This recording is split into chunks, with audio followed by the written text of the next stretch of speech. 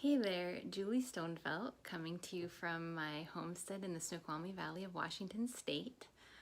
Today on our homestead hangout, I thought I would talk to you about one of my favorite gardening books, which is Growing Vegetables West of the Cascades. This is the 6th edition of the book. I also have the latest, which is the 35th anniversary of this book. I think it was originally published in 1981.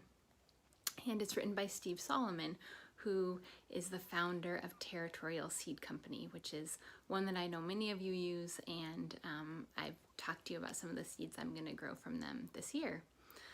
But there's a few reasons that I really love this book that I want to share with you. And one of them is it's very specific to my region. So we have a pretty wet, temperate climate. We don't get a lot of snow. Where I am in the Cascade foothills, it stays pretty wet and cold. It also usually doesn't get super hot. So it's a very particular regional specific book for growing vegetables that I love. And a few other things that I love about it I'll share with you, but first let's look at the index. Let me see if I can find it.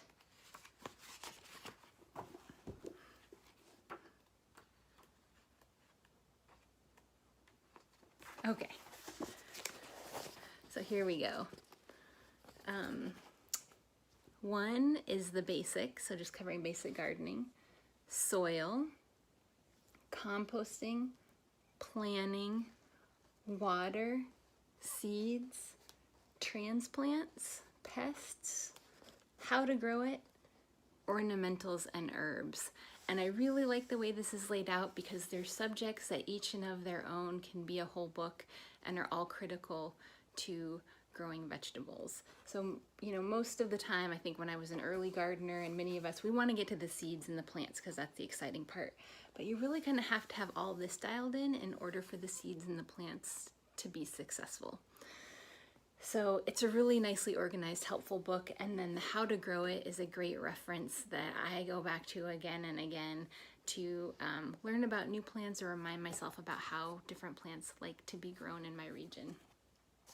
Another reason I really like this book is that Steve is a character and his personality really shines through in the writing. And for example, this section called Competition.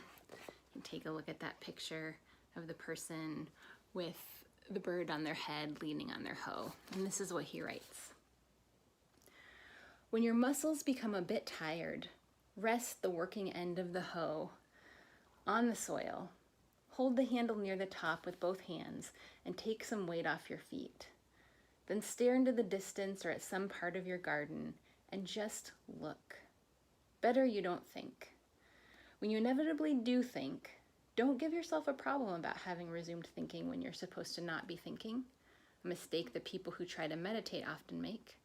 Just resume hoeing. And don't let anyone call this practice laziness. Hoe leaning is every bit as vital a gardening task as hoe sharpening. Right?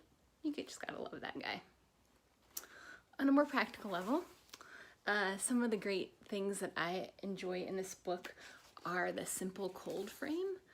So if you've been following me for a while, you know that I used to live in West Seattle and had an urban garden, and I had some cold frames and they were incredibly successful, and I got that idea and the design originally from Steve. And the other thing in this book that I found really useful is this idea called raising transplants outdoors. So he's got a little explanation and a little drawing. And basically it's a way to kickstart your plants. And it sets up with this really nice nutrients, excuse me. So putting potting soil and then replaced soil and fertilizer mixed with soil. So I'm not gonna go into detail about that here, but especially if you're planting in the ground in your native soil, it has been really successful for me as a strategy. So those are just a couple of tips that I enjoy from this book, but I suggest that you check it out yourself, Growing Vegetables West of the Cascades by Steve Solomon. There you go. Thank you for watching.